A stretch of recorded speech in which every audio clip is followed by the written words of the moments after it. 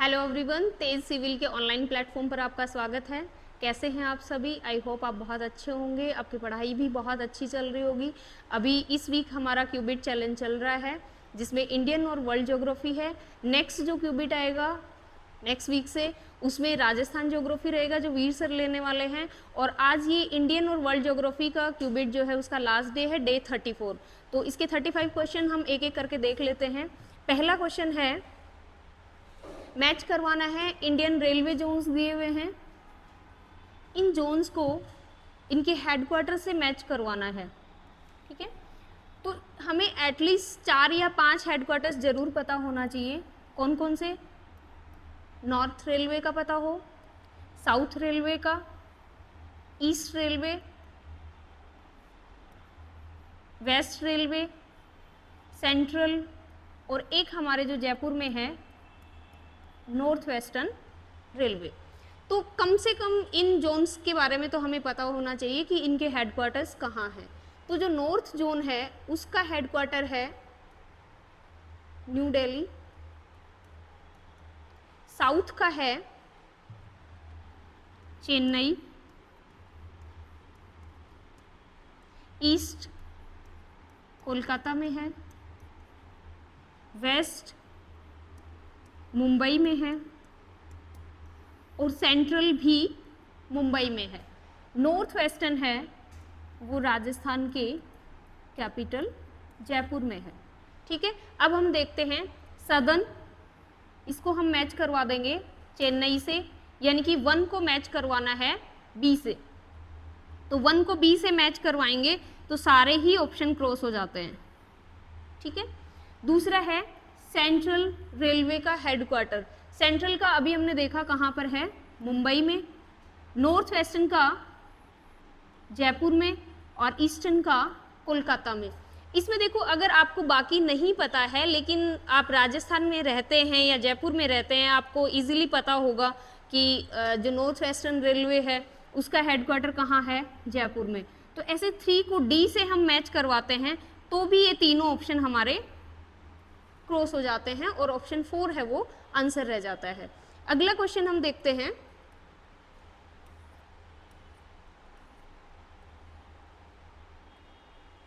Which is the longest national highway among the following. हमें national highways दिए हुए हैं, लॉन्गेस्ट बताना है। इसका पुराना नाम NH7 था जिसको अभी हम NH44 के नाम से जानते हैं।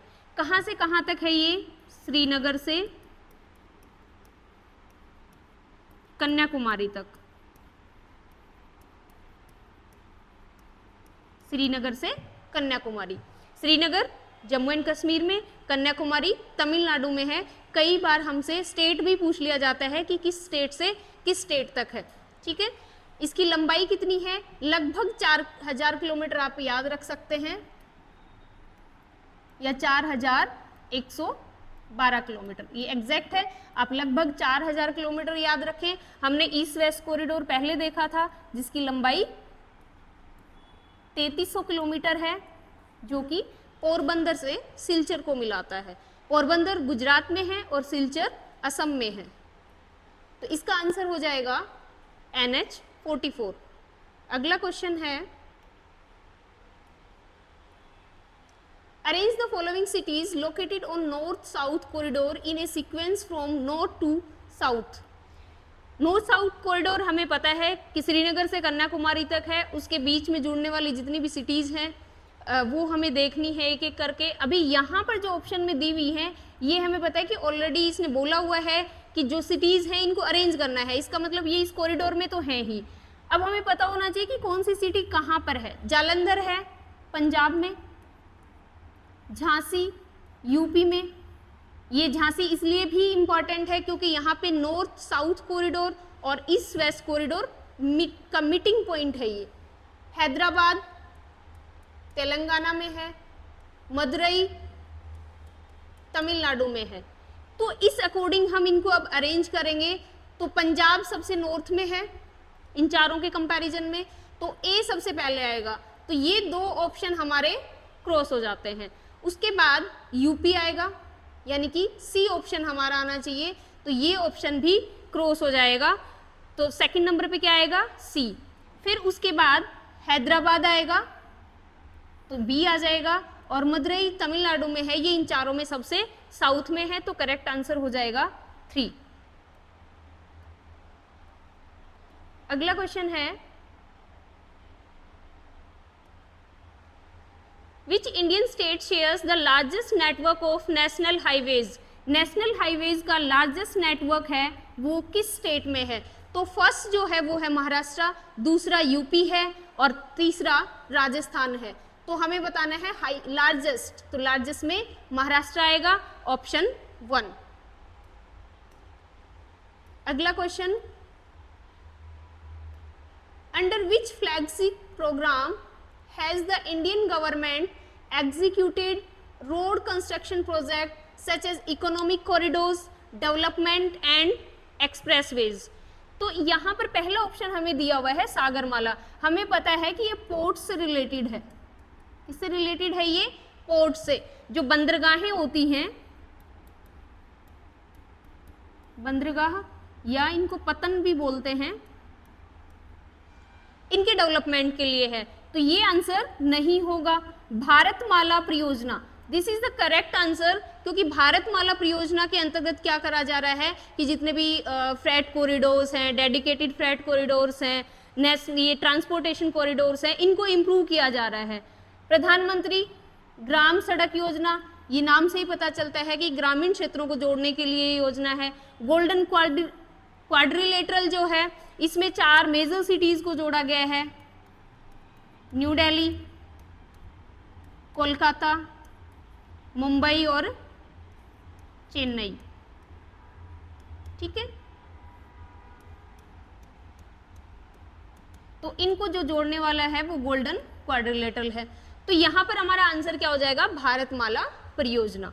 अगला क्वेश्चन हम देखते हैं,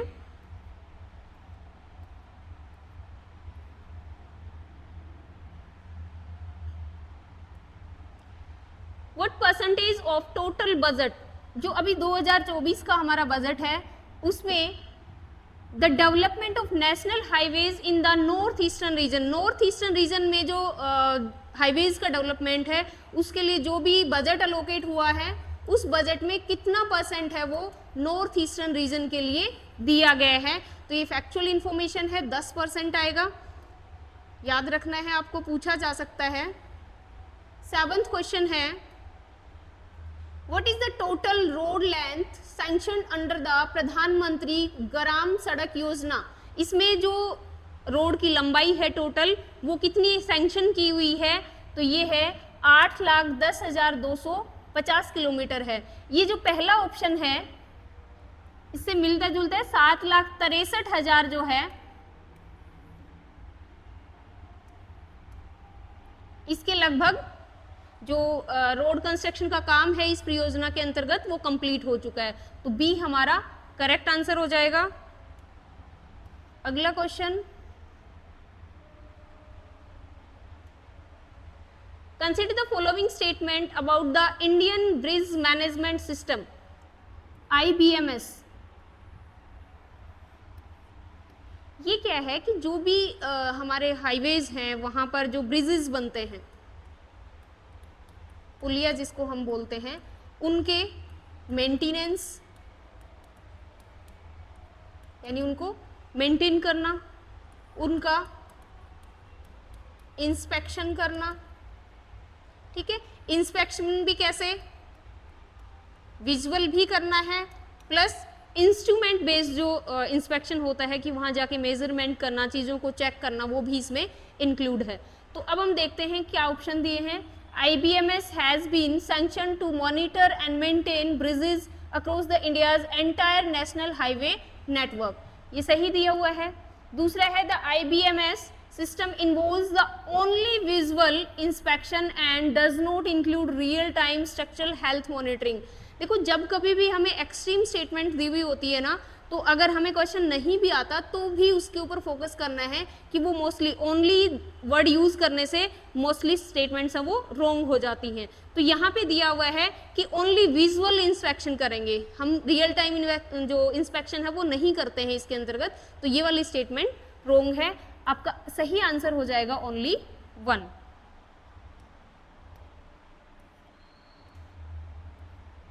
अगला क्वेश्चन है 9th। Consider the following statement regarding India's national highway road network. पहला ऑप्शन दिया है the total length of national highways in India is 1,10,000 kilometre. Total length है वो 1,46,145 किलोमीटर है। कितनी है? ये भी लेटेस्ट डेटा है, साइट से ही उठाया हुआ है, तो आप इस पे बिलीव कर सकते हैं। कितना है? 1,46,145। यहाँ पर दे रहा है 1,10,000, तो ये स्टेटमेंट क्या हो जाती है? रॉन्ग। ठीक है। India has the largest road network in the world spanning A total of approximately 6.7 million kilometres. देखो ये जो इसका हाफ लेटर हाफ पार्ट है कि अप्रोक्स 6.7 मिलियन किलोमीटर, ये वाली स्टेटमेंट सही है यहाँ तक, लेकिन इंडिया लार्जेस्ट नहीं है। लार्जेस्ट कौन सा है? यूएस। इंडिया किस पे आता है? सेकंड नंबर पर आता है। तो यहाँ पे सेकंड लार्जेस्ट अगर दिया हुआ होता तो ये स्टेटमेंट सही हो जाती। अभी ये स्टेटमेंट रॉन्ग है, और यानी कि आंसर है neither 1 nor 2। Question number 10। Consider the following statement about the 6-लेन Agra Gwalior national high speed corridor. ये 6-लेन नेशनल आगरा ग्वालियर हाईवे है, इसके लिए पूछा है कि इसमें कौन सी स्टेटमेंट सही है, कौन सी रॉन्ग है। The project will reduce the travel time between Agra and Gwalior by 50%। देखो ट्रेवल टाइम जो है वो 50% रिड्यूस हो जाएगा। अगर डिस्टेंस की बात करें तो डिस्टेंस है वो 7% रिड्यूस हो जाएगी। ठीक है, तो ये सही है। दूसरा statement, the corridor will be developed on hybrid annuity model HAM। देखो 2-3 तरह के मॉडल होते हैं। एक होता है इंजीनियरिंग प्रोक्यूरमेंट कंस्ट्रक्शन EPC, एक मॉडल होता है EPC engineering procurement construction.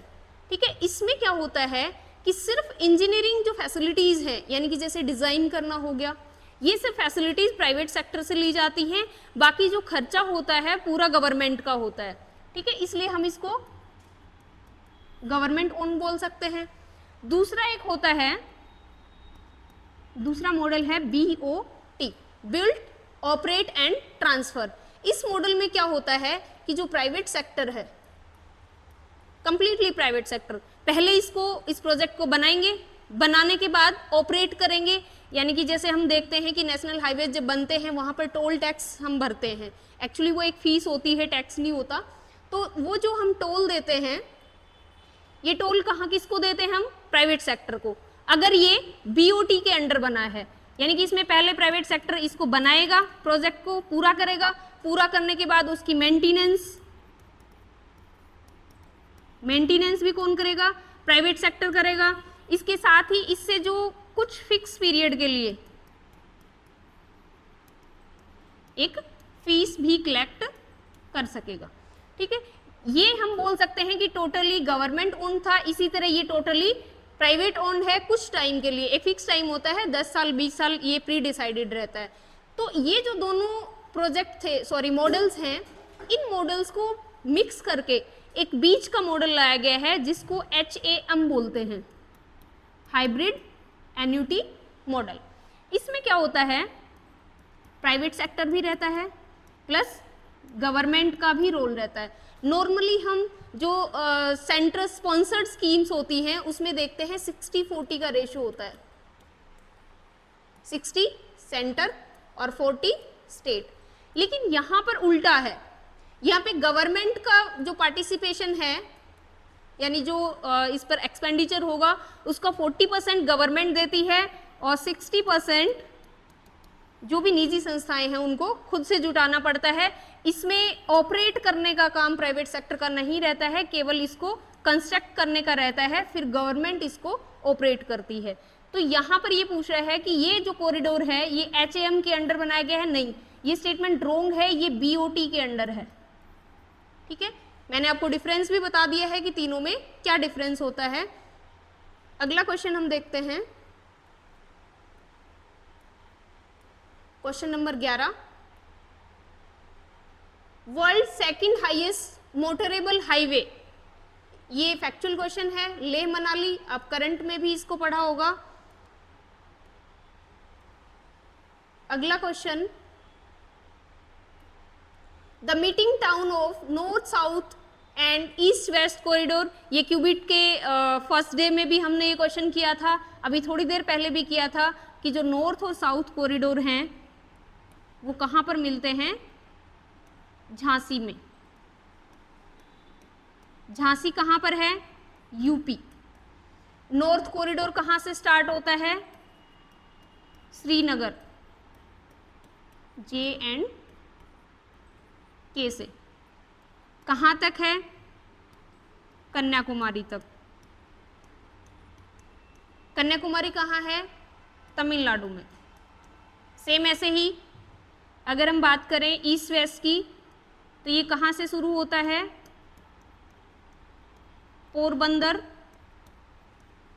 Gujarat से।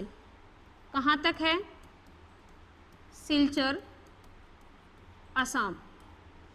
देखो, आपको जरूरी नहीं है जगहों के ही नाम पूछे जाएं, यहाँ पे पोरबंदर, सिलचर की जगह असम और गुजरात भी दिया जा सकता है, श्रीनगर और कन्याकुमारी की जगह तमिलनाडु और जम्मू कश्मीर भी दिया जा सकता है। मीटिंग कहाँ होती है, झांसी में। नॉर्थ साउथ की लंबाई 4000 किलोमीटर और ईस्ट वेस्ट की लंबाई 3300 किलोमीटर।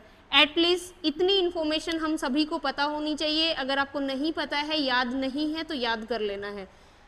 अगला क्वेश्चन है,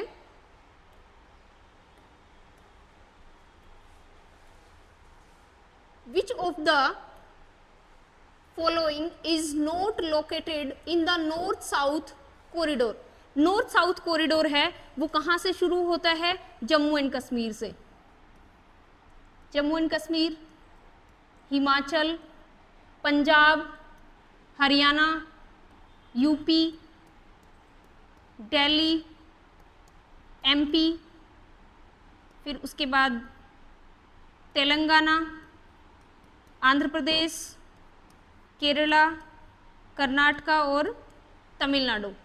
तो यहाँ पे यूपी, हाँ यूपी से पास होता है। यूपी का तो हमें इसलिए भी पता है क्योंकि झांसी में ये मीटिंग पॉइंट है नॉर्थ वेस्ट का और नॉर्थ साउथ और ईस्ट वेस्ट का।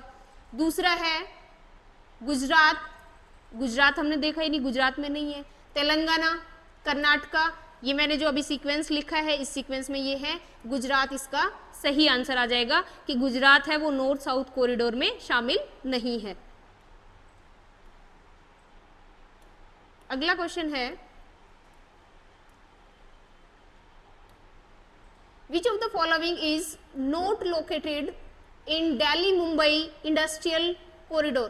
दिल्ली मुंबई इंडस्ट्रियल कॉरिडोर में शामिल कौन सा नहीं है, DMIC, Delhi Mumbai industrial corridor. इसकी कुल लंबाई कितनी है, 1504 किलोमीटर। कहाँ से शुरू होता है, यूपी के दादरी से, राजस्थान से होते हुए कहाँ तक जाता है, जवाहरलाल नेहरू JLN पोर्ट, महाराष्ट्र। ठीक है, तो यहाँ पर अब हम देखते हैं कि कौन सा शामिल नहीं है। हरियाणा, हाँ हरियाणा और दिल्ली से तो गुजरता ही है। यूपी से स्टार्ट ही होता है। राजस्थान में हम देखते हैं, देखो कहीं आपको 38% लिखा हुआ मिल सकता है, कहीं 39% लिखा हुआ मिल सकता है कि इसका जो टोटल लेंथ है उसका 38 या 39% कहाँ पर है, राजस्थान में। एरिया वाइज हम बात करें तो 58% एरिया इसका कवर करता है राजस्थान। ठीक है, तो यहां पर कौन सा स्टेट नहीं है? पंजाब। नोट वाला ही पूछा है, आंसर क्या हो जाएगा? 3। अगला क्वेश्चन डीएमआईसी से ही है, इसमें कुछ स्टेटमेंट दी हुई है, जैसे 2 investment zones will be created in Rajasthan. Rajasthan में डीएमआईसी के अंडर 2 इन्वेस्टमेंट जोन है वो बनाए जाएंगे, भिवानी, खुसखेड़ा, अजमेर और किशनगढ़। तो ये 2 इन्वेस्टमेंट जोन बनाए जाएंगे, यस। इंडस्ट्रियल एरियाज 3 बनाए जाएंगे, ये भी सही है, और ये कनेक्ट करेगा जेएलएन पोर्ट को दादरी यूपी से, ये स्टेटमेंट भी सही है। ऐसा ऑप्शन है, सारे ही सही है, ऑल ऑफ द अबो, यानी 4 इसका करेक्ट आंसर हो जाएगा। अगला question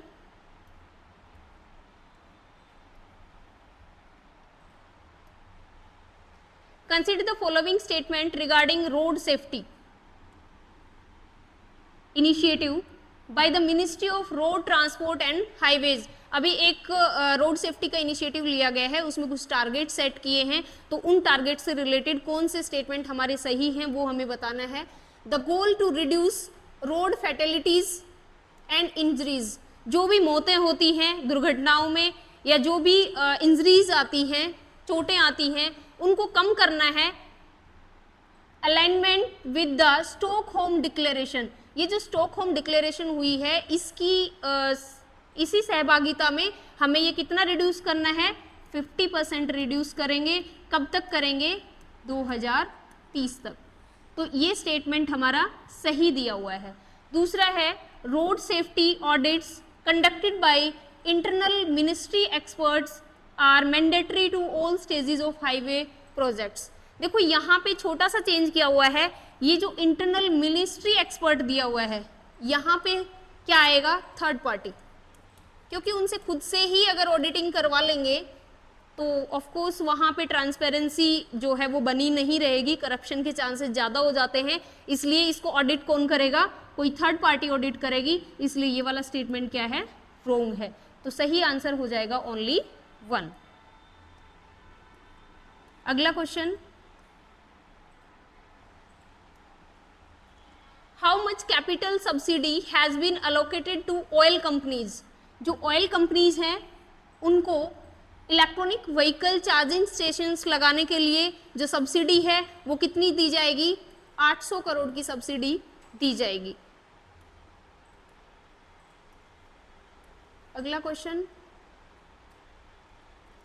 which of the following is not a source of non conventional energy sources. देखो 4 टाइप के हम सोर्सेज पढ़ते हैं, जिसमें एक तो पढ़ते हैं हम कन्वेंशनल एंड नॉन कन्वेंशनल, जिसको हम परंपरागत या गैर परंपरागत सोर्सेज बोलते हैं। ठीक है, एक हम पढ़ते हैं रिन्यूएबल एंड नॉन रिन्यूएबल, जिसको हम नवीकरणीय और अनवीकरणीय ऊर्जा स्रोत बोलते हैं। ठीक है, कन्वेंशनल नॉन कन्वेंशनल को परंपरागत और गैर परंपरागत सोर्सेज बोलते हैं। देखो ये नॉन रिन्यूएबल को गैर नवीकरणीय भी बोल सकते हैं, दोनों ही शब्द सही हैं, गैर नवीकरणीय या अनवीकरणीय। ठीक है, कन्वेंशनल कौन से होते हैं? वो होते हैं जो हम एक लंबे टाइम से जिनको यूज करते आ रहे हैं, जैसे ईंधन हो गया, जैसे पेट्रोलियम हो गया। इस तरह के जो सोर्सेज हैं जो हम एक लंबे समय से यूज करते आ रहे हैं, उनको परंपरागत या कन्वेंशनल सोर्सेज बोलते हैं। नॉन कन्वेंशनल जो हम लंबे समय से यूज नहीं करते आ रहे, लेकिन रिसेंट टाइम में हम उनको यूज करना शुरू कर दिए हैं, जैसे solar energy, wind energy, biogas, geothermal, क्योंकि इनको एक्सक्रीट करने के लिए पहले हमारे पास टेक्नोलॉजीज नहीं थी, अब टेक्नोलॉजी आ गई है, तो ये क्या है, परंपरागत नहीं है, इनको हमने रिसेंटली यूज करना शुरू किया है, तो ये कैसे हैं, नॉन कन्वेंशनल। रिन्यूएबल कौन से होते हैं, जिनको हम जिस इंटेंसिटी के साथ खर्च करते हैं उससे थोड़ी बहुत कम इंटेंसिटी के साथ वापस बनाए जा सकते हैं। नॉन रिन्यूएबल जिनको हम बना तो सकते हैं, लेकिन उनको बनाने में और उनको एग्जॉस्ट करने में, यानी उनको खर्च करने में और बनाने में जो टाइम पीरियड है वो बहुत ज़्यादा होता है। जैसे ये लाखों वर्षों में बनते हैं और खर्च हम कुछ सालों में कर सकते हैं, तो ये होते हैं नॉन रिन्यूएबल। जैसे कोल हो गया, पेट्रोलियम हो गया, ठीक है। तो यहां पर हमें क्वेश्चन दिया हुआ है कि इनमें से नॉन कन्वेंशनल, यानी कि नॉन कन्वेंशनल, पहले हम देखेंगे कि कन्वेंशनल कौन से हैं। सोलर एनर्जी नॉन कन्वेंशनल है, tidal energy non conventional, wind energy non conventional है, कोल एनर्जी जो है ये हमारा कन्वेंशनल है। पूछा क्या है, नोट ए नॉन कन्वेंशनल, भाई नॉन कन्वेंशनल कौन सा नहीं है, तो कोल एनर्जी आ जाएगा। जब कभी ऐसे क्वेश्चन को समझने में दिक्कत आए, आपको लगे कि क्या पूछना चाह रहा है मुझे समझ नहीं आ रहा, तो आपको सीधा सा क्या करना है, चारों ऑप्शन ध्यान से पढ़ने हैं, उनमें जो भी डिफरेंट आंसर लगे ना वही आंसर कर देना है, जो भी डिफरेंट आंसर, क्योंकि देखो ये सारे नॉन कन्वेंशनल हैं और ये एक अकेला कन्वेंशनल है, तो यही इसका करेक्ट आंसर हो जाएगा। अगला क्वेश्चन है,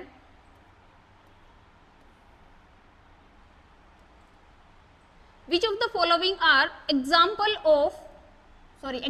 of conventional non renewable energy sources। इसमें दो चीजें पूछी हैं, एक तो कन्वेंशनल हो, कैसा हो, कन्वेंशनल, दूसरा नॉन रिन्यूएबल भी हो। तो पहले हम देखेंगे कि कन्वेंशनल नॉन कन्वेंशनल कौन से हैं। कोल कन्वेंशनल है, ऑयल कन्वेंशनल है, फायरवुड कन्वेंशनल है, विंड एनर्जी नॉन कन्वेंशनल है, ठीक है, यहां तक का हो गया। अब हम दूसरे पार्ट पर आते हैं, ये पूछ रहे हैं कि नॉन रिन्यूएबल, जिनको रिन्यू नहीं किया जा सकता। कोल को रिन्यू कर सकते हैं क्या, नहीं, ये नॉन रिन्यूएबल है।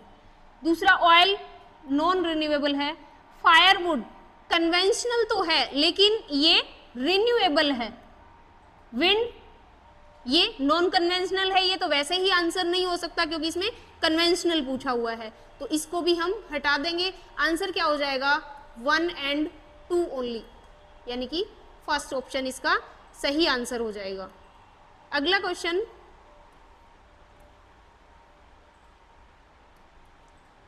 Identify the pair of energy sources that correctly match their type. कौन सा टाइप है वो करेक्ट मैच है, कौन सा नहीं है, ये हमें देखना है। टाइडल एनर्जी नॉन कन्वेंशनल एकदम सही है, टाइडल एनर्जी कैसा है, नॉन कन्वेंशन, अभी हमने लिस्ट देखी थी। फायरवुड कन्वेंशनल है, रिन्यूएबल भी है, ये भी सही है।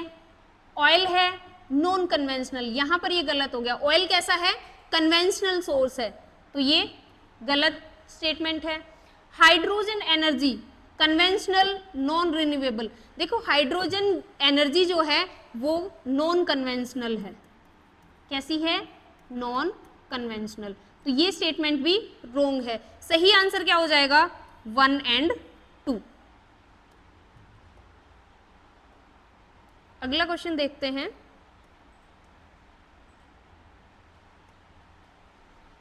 which of the following pair are correctly matched with their energy types। Biogas non conventional है, अभी हमने देखा था कि बायोगैस लास्ट क्वेश्चन में कि बायोगैस क्या है, नॉन कन्वेंशनल है, सही है। विंड एनर्जी कन्वेंशनल है, नहीं ये गलत हो जाएगा, विंड एनर्जी कैसा है, नॉन कन्वेंशनल, तो सेकंड ऑप्शन गलत है। न्यूक्लियर एनर्जी नॉन कन्वेंशनल है, सही है।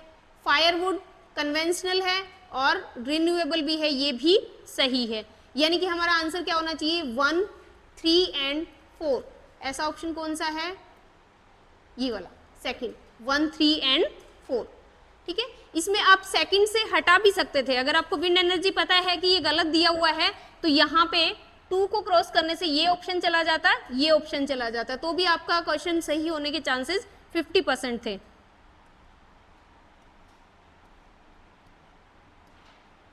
अगला क्वेश्चन है,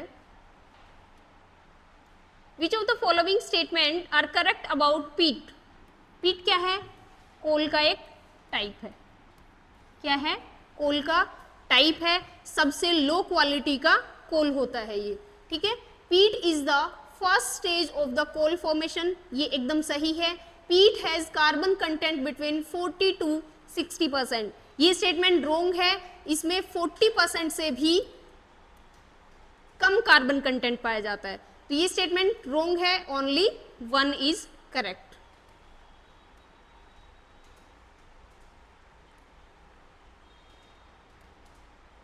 Consider the following statement about bituminous coal. Bituminous coal contain 50 to 60% carbon, नहीं इसमें 80% के आसपास कार्बन होता है, ये 50 की बजाय यहाँ पे क्या आ जाता है 60 to 80। ठीक है, बिटुमिनस सबसे बेस्ट क्वालिटी का होता है एंथ्रासाइट, सबसे लो क्वालिटी का होता है पीट, और जो बिटुमिनस टाइप है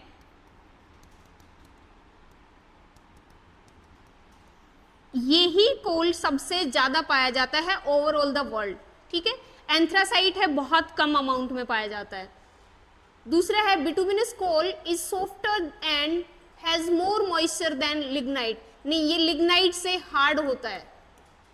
कैसा होता है, लिग्नाइट से हार्ड होता है, तो दोनों ही स्टेटमेंट क्या है, रोंग है, आंसर आ जाएगा नीदर 1 nor 2। अगला question,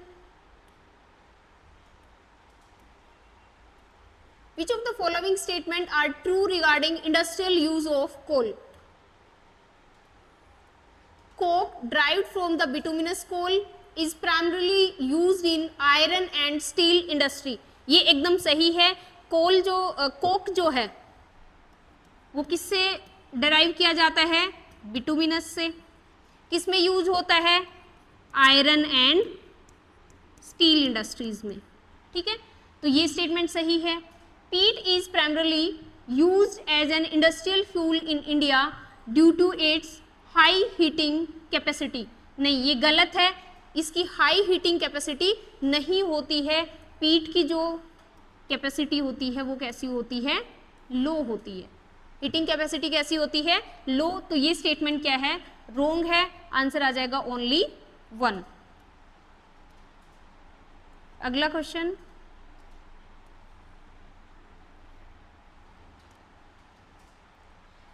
consider the following statement about coal regions in India. First है Singareni and Pandur coal field are located in Maharashtra. देखो ये वाली स्टेटमेंट रोंग दी हुई है, ये जो सिंगरेनी है ये तेलंगाना में है, सिंगरेनी कहाँ है, तेलंगाना में। पंडूर कहाँ है, आंध्र प्रदेश में। एक ऐसा ही नाम और है सिंगरौली, देखो जरा सा डिफरेंस है, सिंगरेनी और सिंगरौली। जो सिंगरौली है वो एमपी में है, सिंगरौली कहाँ है, एमपी में, सिंगरेनी तेलंगाना में, और पंडूर कोलफील्ड है वो आंध्र प्रदेश में है। तो ये वाली स्टेटमेंट क्या हो जाएगी, रोंग हो जाएगी, क्योंकि महाराष्ट्र दिया हुआ है। The Gondwana coal fields are mainly found in Damodar valley including areas like Jharia and Bokaro. हमने लास्ट क्यूबिट में भी देखा था कि कोल के लिए कौन सी वैली जानी जाती है, दामोदर वैली। तो ये वाली स्टेटमेंट सही है, आंसर हो जाएगा ओनली 2। अगला question, natural gas with substantial quantities of hydrogen sulphide. Hydrogen sulphide जो गैस होती है H2S, बहुत ही पंजेंट स्मेल होती है। अगर आपने 9, 10th, 11, 12th में केमिस्ट्री पढ़ी है, उस टाइम अगर एक्सपेरिमेंट किए होंगे, तो जब H2S गैस बनती थी तो उस टाइम पूरे स्कूल को पता चल जाती थी, इतनी पंजेंट स्मेल होती है, यानी बहुत ही तीखी गंध होती है इसकी, ठीक है। और जब ये हाइड्रोजन सल्फाइड है वो नेचुरल गैस के साथ ऐड होगा, जितनी ज़्यादा अमाउंट में ऐड होगा तो उसको सोर गैस बोलेंगे, अगर ये कम या ना के बराबर है तो इसको स्वीट गैस बोलेंगे। तो आंसर हो जाएगा 3।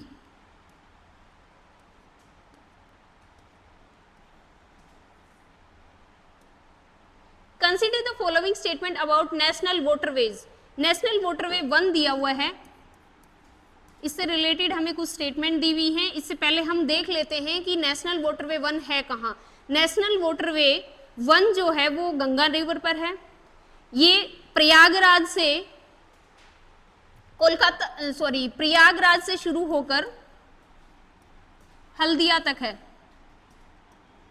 प्रयागराज यूपी में और खत्म कहाँ होता है, हल्दिया वेस्ट बंगाल, ठीक है। ये इंडिया का सबसे लंबा नेशनल वाटरवे है जिसकी लंबाई है 1620 किलोमीटर। 2-4 फैक्ट याद रखने हैं। नेशनल वाटरवे 1 गंगा नदी पर है। प्रयागराज, जिसको इलाहाबाद भी बोला जाता था, प्रयागराज से हल्दिया तक है। अगर स्टेट पूछे तो यूपी से पश्चिम बंगाल तक, और इसकी लंबाई कितनी है 1620 किलोमीटर, और ये सबसे लंबा नेशनल वाटरवे है, ठीक है। अब स्टेटमेंट देखते हैं। National waterway 1 runs through the Ganges Yamuna Hooghly river system. देखो प्रयागराज जो है वहां पर ये तीनों गंगा यमुना सरस्वती मिलती हैं, बट यहाँ पे यमुना को हम इंक्लूड नहीं करते क्योंकि यमुना जो है वो वहां पे मीटिंग हो जाती है तो गंगा में ही मिक्स हो जाती है, तो ये स्टेटमेंट रोंग हो जाएगा। यहाँ पे गंगा और हुगली ठीक है, यमुना देने की, ये वर्ड देने की वजह से ये स्टेटमेंट रोंग हो गया है। National waterway 1 is the longest national waterway in India with A length of 1620 kilometre. ये सही स्टेटमेंट है, यानी कि ऑप्शन 2 इसका करेक्ट आंसर हो जाएगा। अगला क्वेश्चन,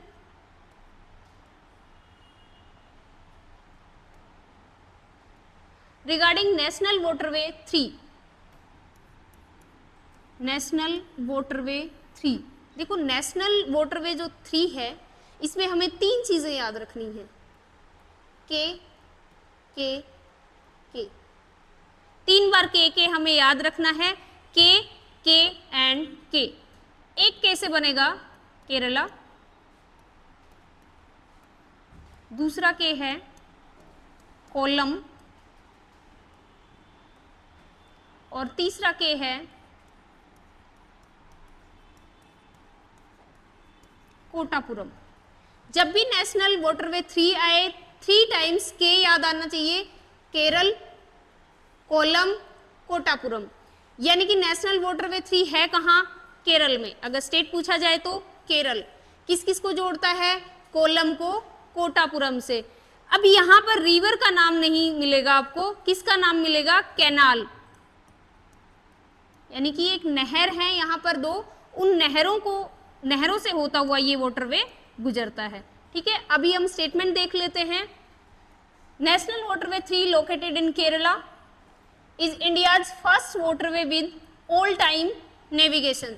तो ये सही है, केरला में ही है। National waterway 3 runs through west coast canal, Udyogamandal canal and the Godavari river. देखो गोदावरी रिवर है, ईस्ट में बहती है, तो यहाँ ये ऑप्शन गलत हो जाएगा। यहाँ तक ये स्टेटमेंट सही है कि जो वेस्ट कोस्ट कैनाल है, उद्योग मंडल कैनाल है, यहाँ इनको ये जोड़ता है। तो only 1 is the correct answer, ठीक है। अगला क्वेश्चन है question number 30। Which national waterway connects Kakinada to Pondicherry. Kakinada को पौंडीचेरी से कौन सा वाटरवे जोड़ता है। देखो नेशनल वाटरवे 1 हम पढ़ चुके हैं कि ये प्रयागराज को हल्दिया से जोड़ता है। नेशनल वाटरवे 2 है, ये ब्रह्मपुत्रा रिवर पर है, ये आसाम में है, ठीक है। तीसरा है नेशनल वाटरवे 3, ये हम अभी जस्ट पढ़े हैं कि ये केरल में है, तो इसका सही आंसर क्या आ जाएगा, NW4 आ जाएगा, जो काकीनाडा को पौंडीचेरी से जोड़ता है। अगला क्वेश्चन है, consider the following statement about national waterway in Goa. Goa के कुछ वाटरवे दिए हुए हैं, ये पूछा गया है कि कौन सा स्टेटमेंट है वो करेक्ट है।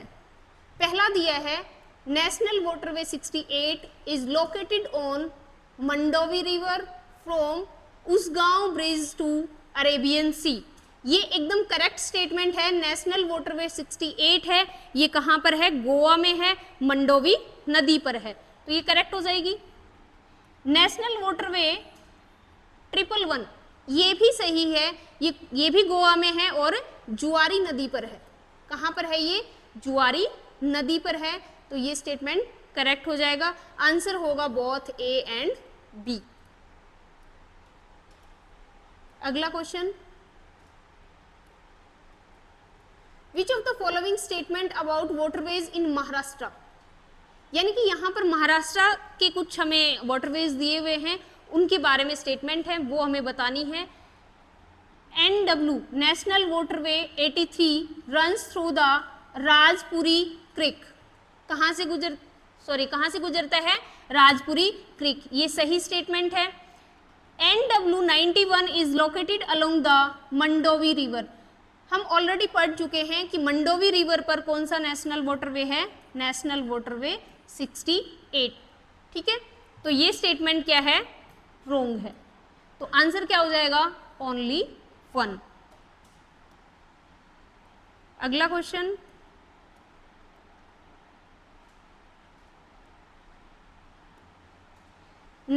विच national waterway runs through the Amba river in Maharashtra. देखो वो एक कोई आरती भी है ऐसी, जय अम्बे गौरी जो भी है, तो जब भी हम ऐसी जगहों पे जाते हैं नॉर्मली लोग 10 रुपये का प्रसाद चढ़ाते हैं या 10 रुपये का नोट चढ़ाते हैं, तो यहाँ से आपको याद करना है कि अंबा रिवर जो है महाराष्ट्र में, उस पर कौन सा वाटरवे है, नेशनल वाटरवे 3। याद रखने में इजी हो जाएगा, इस तरह की ट्रिक आप खुद से भी बना सकते हैं। ठीक है, तो आंसर हो जाएगा 1। अगला question, regarding the western dedicated freight corridor, ये कुछ स्टेटमेंट दी हुई है, इनमें से बताना है कौन सी करेक्ट है। The DFC extend from Dadri in UP to JLN port trust near Mumbai. हम पहले भी एक क्वेश्चन में देख चुके हैं कि इसकी कुल लंबाई 1504 किलोमीटर है। ये यूपी के दादरी से JLN पोर्ट महाराष्ट्र यहां तक है। ठीक है, राजस्थान से 39% और एरिया वाइज पूछे तो 58%। ठीक है, तो ये स्टेटमेंट क्या है, true. The project is funded by Asian development bank, ये वाली स्टेटमेंट रोंग है, क्योंकि इसको फंडिंग कौन देता है, जीका। कौन देता है, जीका, यानी जापान की कंपनी है, यहां से मिलता है, तो ये स्टेटमेंट रोंग हो जाएगी। तो आंसर क्या आ जाएगा, ओनली 1। अगला क्वेश्चन, क्वेश्चन नंबर 35, और ये आज का लास्ट क्वेश्चन भी है। What is the total length of eastern dedicated freight corridor. इसकी जो लंबाई है वो है 1856 किलोमीटर, और ये इसका सेकंड आंसर है 1856 किलोमीटर। जो क्यूबिट है इंडियन एंड वर्ल्ड ज्योग्राफी, उसका ये लास्ट क्वेश्चन था। ये जो वीक है हमने सक्सेसफुली आई थिंक आप सभी ने भी कंप्लीट कर ही लिया होगा, क्वेश्चन अटेम्प्ट हो गए हैं। मंडे को टेस्ट होना है, जो इंडियन और वर्ल्ड ज्योग्राफी का ही रहेगा, जो आपने पूरे वीक में पढ़ा है उसको रिवाइज करना है। ये जो 35 क्वेश्चन डेली के हो रहे हैं इनको भी रिवाइज करके फिर आपको मंडे का टेस्ट अटेम्प्ट करना है। तब तक के लिए थैंक यू।